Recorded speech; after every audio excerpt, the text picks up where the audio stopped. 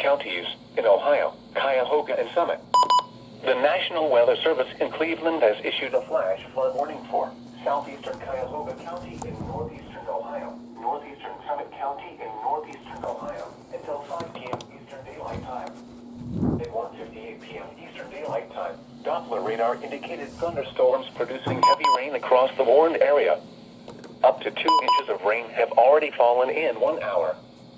Flash flooding is ongoing or expected to begin shortly. Hazard: flash flooding caused by thunderstorms.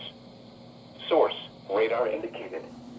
Impact: flooding of small creeks and streams, urban areas, highways, streets, and underpasses, as well as other drainage and low-lying areas.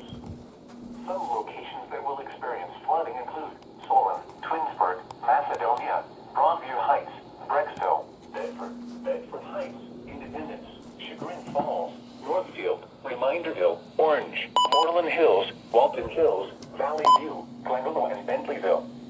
A flash flood warning means that flooding is imminent or occurring. If you are in the warned area, move to higher ground immediately.